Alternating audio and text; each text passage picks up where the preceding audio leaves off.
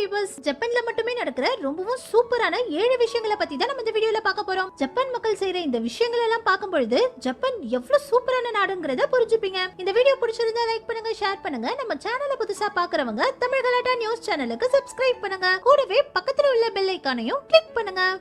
நம்ம முதல்ல பார்க்க போறது கிரவுட் கண்ட்ரோல். ஜப்பான்ங்கிற சின்ன நாட்டுக்குள்ள இப்போ 12 கோடிக்கும் அதிகமான மக்கள் வாழ்ந்துட்டு இருக்காங்க. இதனால ஜப்பான்ல உள்ள முக்கியமான இடங்கள்ல எல்லாம் எப்பவுமே ரொம்பவும் கிரவுடா இருக்கும். ஆனா ஜப்பான் மக்கள் இவ்ளோ கூட்டத்திலையும் ஒருத்தரை இடிச்சுக்காம சண்டை போட்டுக்காம கிரவுட் கண்ட்ரோல் சிஸ்டம் கரெக்டா ஃபாலோ பண்றாங்க. இந்த வீடியோக்களை பார்த்தா உங்களுக்கே தெரியும், ஜப்பான்ல வாழ்ற பொதுமக்களே ஏதோ ராணுவ பரேட் மாதிரி ஒருத்தர் இடிச்சுக்காம அழகா கூட்டத்தை கிராஸ் பண்ணி போறாங்க. இதே மாதிரி உலகத்திலேயே ஜப்பான்ல உள்ள டோக்கியோல இருக்கிற ஷிபுயா ஸ்கிரம்பிள்டு கிராசிங்ங்கிற இந்த ரோட்டை தான் தினமும் அதிகமான மக்கள் நடந்தே கிராஸ் பண்றாங்களா. 1885லயே இந்த ரோட்டை போட்டிருக்காங்க. இப்ப தினமும் ஜப்பான்ல 2 ல இருந்து 3 மில்லியன் மக்கள் இந்த ரோட்டை நடந்தே கிராஸ் பண்றாங்களா. அடுத்தது ஹாட் காஃபி. பொதுவா எல்லா நாடுகள்லயும் காஃபில ஹார்ட் தான் போட்டு கொடுப்பாங்க. ஆனா ஜப்பான்ல மட்டும் காஃபியோட நுரையில 2D ஆர்ட் 3D ஆர்ட்னு வித்தியாசமான ஓவியங்களை வரைஞ்சு கொடுக்கறாங்க. நம்ம ஏதாவது போட்டோ காட்டினா கூட அதையும் அழகா காஃபியோட நுரையில டிகாஷனை வச்சு வரைஞ்சு கொடுக்கறாங்க. இதனாலேயே ஜப்பானுக்கு போற டூரிஸ்டுகள் கூட இந்த ஹாட் காஃபியை விரும்பி குடிக்கிறாங்க. ஜப்பான் மக்கள் ரொம்பவே கிரியேட்டிவானவங்க. ஜப்பான்ல உள்ள இந்த கோகோ கோலா பாட்டில பாருங்க.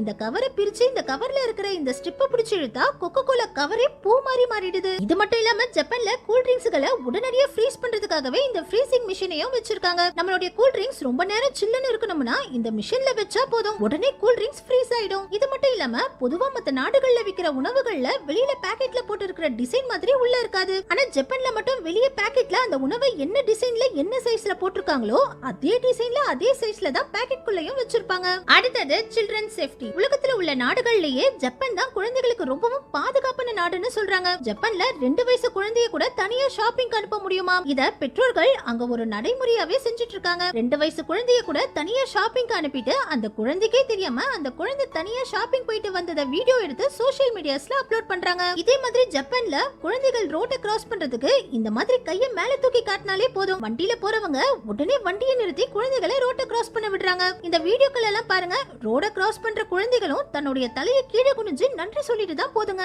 அதுலயும் முக்கியமா ஸ்கூல் குழந்தைகள் ரோட கிராஸ் பண்ணும்போது பொதுமக்களே இந்த குழந்தைகள் சேஃபா ரோட கிராஸ் பண்ண ஹெல்ப் பண்றாங்க. அடுத்தது கேரிங் திங்ஸ். பொதுவா எல்லா நாட்டு ஏர்போர்ட்டுகள்லயும் மத்தவங்க பொருட்களை பத்தி கவலையே படாம இஷ்டத்துக்கு தூக்கி போட்டு உடைப்பாங்க. ஆனா ஜப்பான் ஏர்போர்ட்ல மட்டும் மத்தவங்களுடைய பொருட்களை சேஃபா அனுப்புறதுக்கே வேலைக்கு தனியா ஆட்களை வச்சிருக்காங்க. இது மட்டும் இல்லாம ஜப்பான் நாட்டுக்குள்ள நீங்க எங்க உங்க பொருட்களை தொலைச்சாலும் அந்த பொருட்களை நீங்க ஈஸியா திரும்ப கண்டுபிடிச்சிடலாம். ஏன்னா ஜப்பான்ல உள்ள முக்கியமான நகரங்கள்ல எல்லாம் நீங்க இந்த லாஸ்ட் அண்ட் ஃபவுண்ட் சென்டரை பார்க்க முடியும். ஜப்பான்ல உள்ள பொதுமக்கள் கீழே கிடந்த எந்த பொருளை எடுத்தாலும் அந்த பொருளை லாஸ்ட் அண்ட் ஃபவுண்ட் சென்டர்லயோ இல்ல போலீஸ் ஸ்டேஷன்லயோ கொண்டு போய் கொடுத்துறாங்க. அதுக்கப்புறம் நம்ம போய் இந்த லாஸ்ட் அண்ட் ஃபவுண்ட் சென்டர்ல நம்ம தொலைச்ச பொருளை என்னோடதுதான் சொல்லி கேட்டு வாங்கிக்கலாம். ஜப்பான் மக்கள் எவ்வளவு விலை உயர்ந்த பொருளா இருந்தாலும் அந்த பொருளை அவங்க எடுத்துட்டு போகணும்னு நினைக்கிறது இல்ல. இத நிறைய யூடியூபர்கள் ஒரு எக்ஸ்பெரிமெண்டாவே பண்ணி யூடியூப்ல அப்லோட் பண்ணிருக்காங்க. இவங்க வேணும்னே பஸ் மொபைல ரோட்ல போட்டுட்டு வந்தாலும் ஜப்பான் மக்கள் ஓடி வந்து இவங்க போட்டுட்டு போற பொருளை இவங்க கிட்டயே கொடுத்துறாங்க. ஏதாவது ஒரு பொருள் ஆள் இல்லாம கீழே கிடந்துருச்சுன்னா அதை இந்த லாஸ்ட் அண்ட் ஃபவுண்ட் சென்டருக்கு கொண்டுட்டு வந்து கொடுத்துறாங்க. அடுத்தது ஹேண்ட் வாஷ். ஜப்பான்ல உள்ள கை கழுவுற மிஷினை கூட பாருங்களேன், கை கழுவும் போதே சைடுல போனையும் கிளீன் பண்ணி யூவி லைட் மூலமா சானிடைஸ் பண்ணியும் கொடுக்குது. ஜப்பான்ல பொது இடங்கள்ல இருக்கிற ஹேண்ட் வாஷ்ல கூட இந்த மாதிரி நம்ம கை கழுவிட்டு இருக்கும் போதே போனையும் கிளீன் பண்ணி கொடுக்குது. ஏற்கனவே ஜப்பான்ல தான் இந்த மாதிரி டிரான்ஸ்பரண்டான பொது கழிவறைகளை அறிமுகப்படுத்தினாங்க. நம்ம இந்த டாய்லெட் குள்ள போயிட்டு டோரை லாக் பண்ண உடனே உள்ள இருக்கிறது வெளியில தெரியற மாதிரி இந்த கண்ணாடி டார்க் ஆயிடும். அதுவே நம்ம திருப்பி லாக்க ஓபன் பண்ணும்போது மறுபடியும் இந்த கண்ணாடி டிரான்ஸ்பரண்டா மாறிடும். இந்த மாதிரி பண்ணும்போது பாத்ரூம் போயிட்டு வெளியில வரவங்க பாத்ரூமை எப்பவுமே கிளீனா வச்சிருப்பாங்கன்னு பொது கழிவறைகளை கூட ஜப்பான்ல இப்படி கண்ணாடி மாதிரி உருவாக்கி வச்சிருக்காங்க. இதெல்லாம் கூட பரவாயில்லைங்க, உலகத்திலேயே ஜப்பான்ல உள்ள கால்வாயில ஓடுற தண்ணீர் தான் ரொம்பவும் கிளீனா இருக்குதா. இப்போ நம்ம இந்த வீடியோல பாக்குறது அக்வேரியம் இல்ல, ஜப்பான்ல உள்ள பொது கால்வாயிலேயே இவ்ளோ அழகான மீன்கள் நீந்திக்கிட்டு இருக்குது. இதுக்கு காரணம் என்னன்னா ஜப்பான்ல குழந்தைகள் ஸ்கூல்ல படிக்கும் போதே குழந்தைகளுக்கு எப்படி எல்லா விஷயங்களையும் சுத்தம் செய்யணும்னு சொல்லி கொடுக்கறாங்க. ஸ்கூல்ல உணவை பரிமாறிக்கிறதுல இருந்து பாத்திரங்களை கிளீன் பண்றது, குப்பைகளை கொட்டுறது, ஸ்கூல் பாத்ரூமை கிளீன் பண்றது கூட ஸ்கூல் பசங்க தான் செய்யறாங்க. சின்ன வயசுலயே குப்பைகளை எப்படி ப்ராப்பரா கிளீன் பண்ணணும்ங்கறத கத்துக்கிறதுனால தான் ஜப்பான்ல எந்த குப்பையும் தண்ணியில போடாம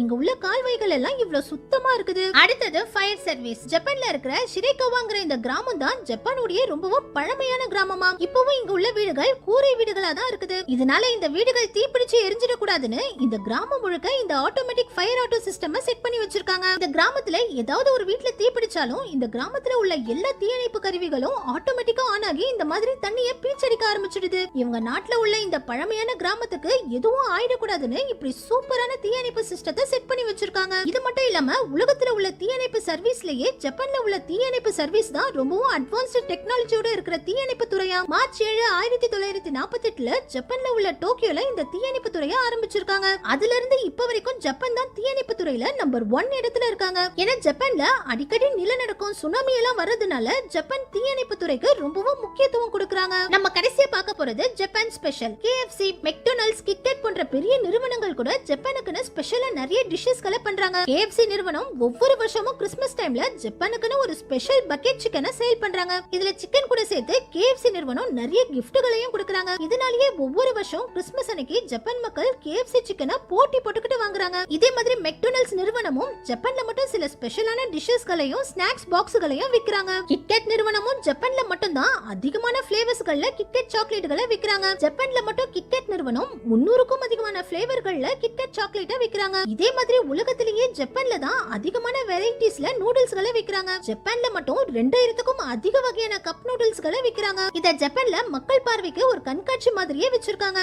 அந்த அளவுக்கு ஜப்பான் மக்கள் விதவிதமான நூடுல்ஸ்களை சாப்பிடுறாங்க. இதே மாதிரி உலகத்திலேயே ஜப்பான்ல மட்டும் தான் முயல்கள் தீவு, பூனைகள் தீவுன்னு விலங்குகளுக்குன்னு 2 தனி தீவு இருக்குது. இந்த முயல்கள் தீவுல மட்டும் இப்போ 10,000க்கும் அதிகமான முயல்கள் வாழுதா. இதே மாதிரி பூனைகள் தீவுலயும் 7,000க்கும் அதிகமான பூனைகள் வாழுதா. நம்ம இந்தியாவுல எப்பவுமே சாப்பிடும்போது காலை மடக்கி உட்கார்ந்து தான் சாப்பிட சொல்லுவாங்க. ஆனா ஜப்பான்ல போய் இப்படி உட்கார்ந்தீங்கன்னா அது ஆப்போசிட்ல இருக்கிறவங்க மரியாதை குறைவா நினைக்கிறாங்க. ஜப்பான்ல எப்பவுமே இந்த மாதிரி காலை பின்பக்கமா மடக்கி தான் உட்காரணுமா. பொதுவா எல்லா நாடுகள்லயும் முதல்ல யாரை பார்த்தாலும் ஹேண்ட் ஷேக் தான் பண்ணுவாங்க. ஆனா ஜப்பான் மக்களுக்கு நீங்க ஹேண்ட் ஷேக் கொடுத்தீங்கன்னா அவங்க உங்களை ஒரு ஸ்ட்ரேஞ்சர் மாதிரி தான் பாப்பாங்க. இந்த மாதிரி தலையை கீழே குனிஞ்சு தான் ஜப்பான் மக்கள் மத்தவங்களை வெல்கம் பண்றாங்க. ஜப்பான்ல நடந்துகிட்டே சாப்பிடவும் கூடாதாம். இந்த மாதிரி நடந்துகிட்டே சாப்பிட்டா உணவுக்கு நம்ம மரியாதை கொடுக்கலன்னு நினைக்கிறாங்க. இது கூட பரவாயில்லைங்க. பொதுவா எல்லாருக்கும் டிப்ஸ் கொடுத்தா சந்தோஷம் தான் படுவாங்க. ஆனா ஜப்பான் மக்கள் டிப்ஸ் வாங்குறத சீப்பான விஷயமா நினைக்கிறாங்க. இதனால நீங்க டிப்ஸ் கொடுத்தாலும் ஜப்பான்ல வாங்க மாட்டாங்க. ஜப்பான்ல உள்ள ஒகினோசுமாங்கிற இந்த தீவுல பெண்களே வரக்கூடாதுன்னு ஒரு வித்தியாசமான சட்டத்தை போட்டு வச்சிருக்காங்க. இந்த தீவுக்குள்ள பெண்கள் போறது ஜப்பான் சட்டப்படியே குற்றமா. இந்த போர்டை தாண்டி பெண்கள் உள்ள போக கூடாது, பெண்கள் உள்ள வரக்கூடாதுங்கிறதுனாலயோ என்னமோ இந்த தீவுல உள்ள ஆண்கள் எல்லாரும் நியூடாவே குளிக்கிறாங்க. இப்ப நிறைய பேர் உடம்புல டாட்டோ போட்டுக்க ஆரம்பிச்சிட்டாங்க. ஆனா ஜப்பான்ல மட்டும் நீங்க டாட்டோ போட்டுக்கிறதுக்கு முன்னாடி அது என்ன டாட்டோங்கிறத 1க்கு 2 முறை செக் பண்ணிட்டு போடுங்க. ஏன்னா ஜப்பான்ல நிறைய கேங்ஸ்டர்ஸ் இருக்காங்க. அந்த ஒவ்வொரு கேங்ஸ்டர்ஸ் குரூப்பும் அவங்க குரூப்புக்குன்னு ஒரு தனி டாட்டோவை உருவாக்கி வச்சிருக்காங்க. நம்ம தெரியாம அவங்க டாட்டோ போட்டோம்னா நம்மள அவங்க கொலையே பண்ணிடுவாங்களாம். இது வரைக்கும் நம்ம பார்த்தது கூட ஜப்பானை பத்தின ஒரு சின்ன சாம்பிள் தான். உலகத்திலேயே வேகமா போற புல்லட் ட்ரெயின், ரோபோட்டுகளால நடத்தப்படுற ஹோட்டல்னு ஜப்பான் எப்பவுமே மத்த நாடுகளை விட நிறைய விஷயங்கள்ல முன்னிலையில இருக்காங்க. நம்ம விளையாடுற நிறைய கேமுகளை கூட முதல்ல உருவாக்குனது ஜப்பான் தான். ஓகே வியூவர்ஸ், ஜப்பான் நாட்டை பத்தி நீங்க என்ன நினைக்கிறீங்கன்னு கமெண்ட்ஸ்ல சொல்லுங்க. இந்த வீடியோ பிடிச்சிருந்தா லைக் பண்ணுங்க, அப்படியே நம்ம சேனலை சப்ஸ்கிரைப் பண்ணி சப்போர்ட் பண்ணுங்க.